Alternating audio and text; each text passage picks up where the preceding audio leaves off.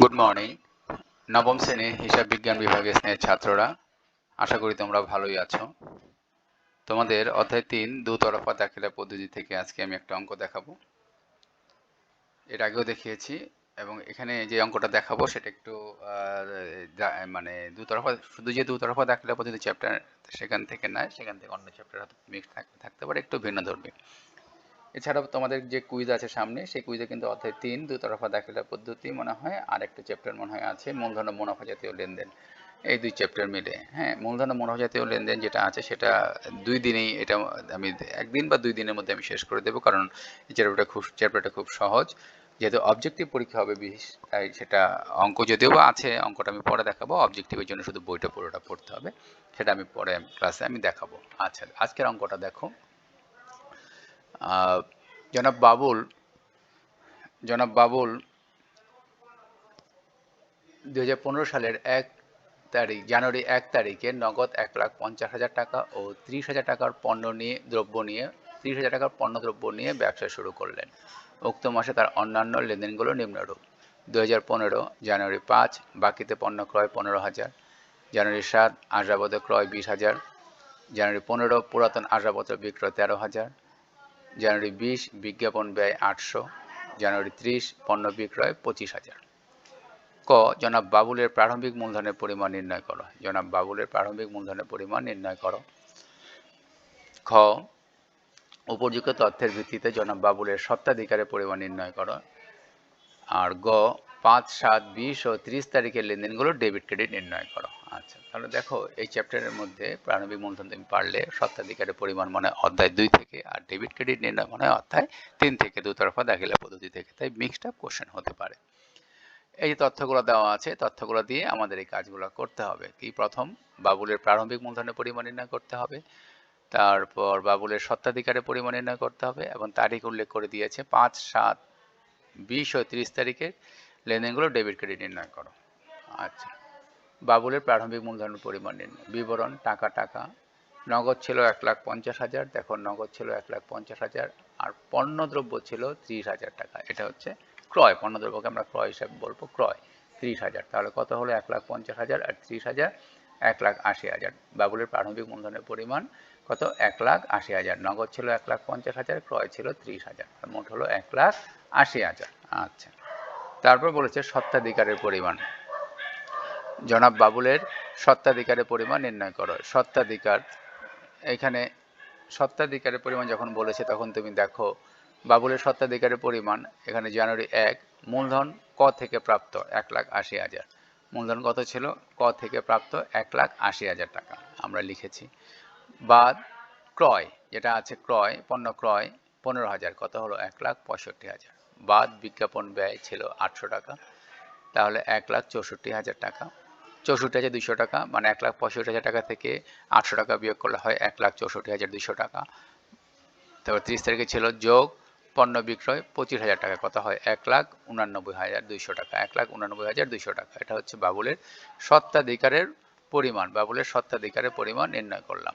তাহলে কত বেরোলো? মূলধনের সাথে মানে আয়টা যোগ করব, ব্যয়টা বাদ দেবো। এখানে আয় কত ছিল? পণ্য বিক্রয় আয় ২৫,০০০, এটা আমরা যোগ করেছি। আর ব্যয় যেগুলো ছিল, বিজ্ঞাপন ব্যয় আর পণ্য ক্রয়, সেটা বাদ দিয়েছি। তাহলে মূলধনের থেকে ১,৮০,০০০ টাকা ছিল মূলধন, এর থেকে পণ্য ক্রয় বাদ দিয়েছি ১৫,০০০, কত হলো? ১,৬৫,০০০। আর বিজ্ঞাপন ব্যয় ছিল ৮০০, সে বিজ্ঞাপন ব্যয়টা বাদ দিয়েছি, কত হলো? ১,৬৪,২০০। এর সাথে আয়, কোনটা? পণ্য বিক্রয় আয়, সেটা যোগ করেছি ২৫,০০০, ১,৮৯,২০০ টাকা। এটা হচ্ছে বাবুলের স্বত্বাধিকারের পরিমাণ, আমরা বের করে ফেলাম ১,৮৯,২০০। তারপর ডেবিট ক্রেডিট নির্ণয় করতে বলেছে। দেখো, বাকিতে পণ্য ক্রয় ৫ তারিখ ছিল, ৫ তারিখে বাকিতে পণ্য ক্রয় ১৫,০০০। ঠিক এভাবে ছক কেটে লিখতে হবে তারিখ, পক্ষব হিসাব, ডেবিট ক্রেডিট, টাকা। জানুয়ারি ৫ ক্রয় হিসাব ডেবিট, পাওনাদার হিসাব ক্রেডিট, ক্রয় হিসাব ডেবিট, পাওনাদার হিসাব ক্রেডিট। ৭ তারিখ কি বলেছে? দেখো, ৭ তারিখ বলেছে আসবাবপত্র ক্রয়। তাহলে আসবাবপত্র হিসাব ডেবিট, নগদান হিসাব ক্রেডিট, আসবাবপত্র হিসাব ডেবিট, নগদান হিসাব ক্রেডিট। আচ্ছা, ২০ তারিখ বিজ্ঞাপন ব্যয় ৮০০ টাকা, বিজ্ঞাপন হিসাব ডেবিট, নগদান হিসাব ক্রেডিট, বিজ্ঞাপন হিসাব ডেবিট, নগদান হিসাব ক্রেডিট। আচ্ছা, তারপর পণ্য বিক্রয় ৩০ তারিখ পণ্য বিক্রয় 25,000 টাকা। তাহলে পণ্য বিক্রয় নগদান হিসাব ডেবিট, বিক্রয় হিসাব ক্রেডিট 25,000। এই যে আমি কাজটা করলাম, ক্রয় হিসাব ডেবিট, পাওনাদার হিসাব ক্রেডিট, এটা কিন্তু পক্ষ এবং ডেবিট ক্রেডিট। ক্রয় করেছে ধারে বা বাকিতে, তখন ক্রয় হিসাব ডেবিট হবে, পাওনাদার হিসাব ক্রেডিট হবে। 7 তারিখ আসবাবপত্র ক্রয় ছিল, তার আসবাবপত্র হিসাব ডেবিট, সম্পদ আসলো, আর এদিকে নগদান হিসাব ক্রেডিট, নগদ টাকা বা সম্পদ চলে গেল। আর 20 তারিখ বিজ্ঞাপন হিসাব ডেবিট, নগদান হিসাব ক্রেডিট। 30 তারিখ নগদান হিসাব ডেবিট, বিক্রয় হিসাব ক্রেডিট। আচ্ছা, তাহলে ডেবিট ক্রেডিট নির্ণয় হয়ে গেল। তুমি যখন এই যে দেখবে অঙ্কটা করবে, তখন তুমি দেখবে অঙ্কটার মধ্যে কি কি জিনিস আছে। এখানে প্রথম 1 তারিখে একটা বিষয় ছিল, নগদ 1,50,000 টাকা এবং 30,000 টাকার পণ্য। এখানে একটা বিষয় আছে, খেয়াল করবে। এর পরবর্তীতে কি ঘটনাগুলো আছে বা কি লেনদেনগুলো আছে। এখানে লেনদেন ছিল বাকিতে পণ্য ক্রয় 15,000, 7 তারিখ ছিল আসবাবপত্র ক্রয় 20,000, 15 তারিখ ছিল পুরাতন আসবাবপত্র বিক্রয় 13,000, 20 তারিখ ছিল বিজ্ঞাপন ব্যয় 800, 30 তারিখ ছিল পণ্য বিক্রয় 25,000। তাহলে ক ছিল জনাব বাবুলের প্রারম্ভিক মূলধনের পরিমাণ নির্ণয় করো।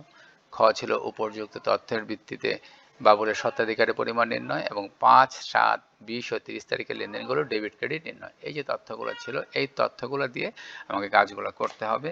খুব, তুমি যেহেতু ক্লাস 9-এ পড়ো, তাই এই বিষয়গুলো একটু ভালো মতো খেয়াল করবে, কি বিষয়গুলো দেওয়া আছে, লেনদেন কি কি দেওয়া আছে বা ঘটনা কি দেওয়া আছে সেইগুলা।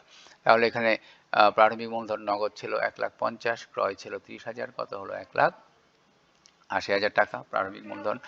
আর বা স্বত্বাধিকারের পরিমাণ মূলধনের সাথে আয়টা যোগ করবে, ব্যয়টা বাদ দেবে। এখানে আয় ছিল পণ্য বিক্রয় 30 তারিখে, এটা পরে দেখিয়েছি।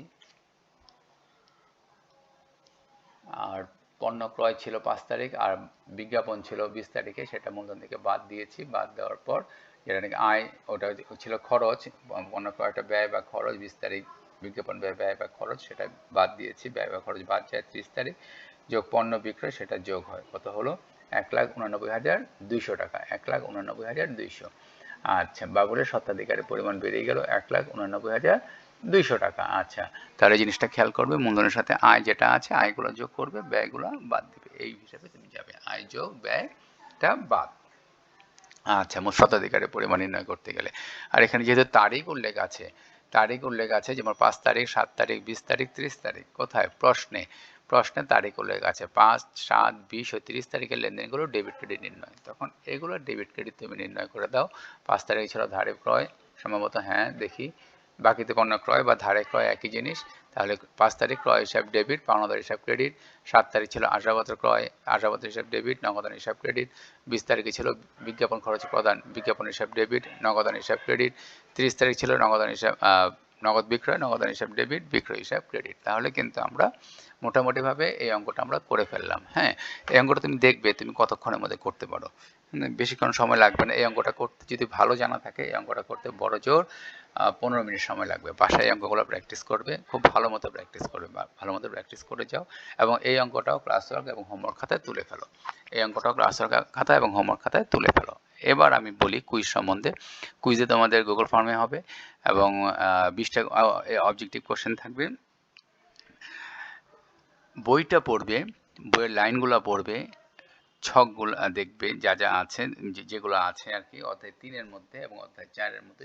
অধ্যায় 4 মূলধন মুনাফা জাতীয় লেনদেন, সেটা আমি পড়িয়ে দেবো। সেটা খুব একটা সময় লাগবে না, সেটা আমি বলে দেব এই ক্লাসটার পরে, যে ক্লাসটা দেবো সেটাই। ওই চ্যাপ্টারটাও কিন্তু খুব সহজ চ্যাপ্টার।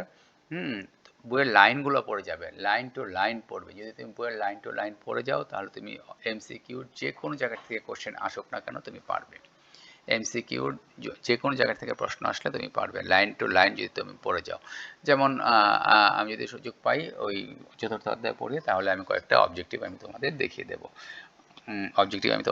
দেবো। এখন তোমাদের যে অবজেক্টিভ ক্লাস 8-এও করে আসছো, ঠিক একই রকমভাবে অবজেক্টিভ। হ্যাঁ, লাইন টু লাইন পড়বে। তোমাদের যদি তুমি লাইন টু লাইন পড়ো, তাহলে তোমার এখানে অবজেক্টিভ তুমি আটকাবে না, অবজেক্টিভ তুমি ভালো মতো পেরে যাবে, তাই কোনো ব্যাপার না। কিন্তু পড়তে হবে। হ্যাঁ, তোমাদের এটা পড়তেই হবে, মানে খুব ভালো মতো না পড়লে এখানে কিন্তু তোমাদের এই পরীক্ষাটা দেওয়া কিন্তু তোমাদের জন্য একটু কষ্টকর হয়ে যাবে। কারণ তোমাদের কিন্তু পরীক্ষা দেওয়ার সাথে সাথে পরে সাবমিট করে দিতে হবে। সাবমিট একটা বাটন আসবে সেখানে। হ্যাঁ, তোমাকে কিন্তু এখানে ভুল করলে কিন্তু পরে আর কোনো সুযোগ থাকবে না। তাই অবজেক্টিভগুলো এমনভাবে পড়বে লাইন টু লাইন, এবং কি বলেছে, তথ্যগুলো কি, সেই তথ্যগুলো তোমাকে জেনে যেতে হবে। তাহলে তুমি এই অবজেক্টিভ পরীক্ষা যেটা হবে, এমসিকিউ পরীক্ষা যেটা হবে, সেটা তুমি পারবে। যাই হোক, আজকে তোমাদের আমি পরবর্তী অঙ্কটা দেখালাম। পরবর্তী ক্লাসে মূলধন ও মুনাফা জাতীয় লেনদেন যে চ্যাপ্টারটা আছে, সেই চ্যাপ্টারে কিছু জিনিস আমি বলবো। সেটা দেখার পর তুমি দেখবে যে আমি যখন আবার কয়েকটা অবজেক্টিভ আমি দেখিয়ে দেবো ওই চ্যাপ্টারটা শেষ হয়ে যাওয়ার পর। আচ্ছা, তাহলে তোমাদের আর পরবর্তীতে তোমাদের তেমন কোনো সমস্যা হবে না। যাই হোক, এগুলো করতে থাকো, চ্যাপ্টারগুলো দেখতে থাকো, তাহলে তোমাদের আর কোনো সমস্যা হবে না, তোমরা ভালো মতো পরীক্ষা দিতে পারবে। যাই হোক, আজ এখানে রাখছি। তোমরা ভালো থাকো, সুস্থ থাকো। ধন্যবাদ সবাইকে।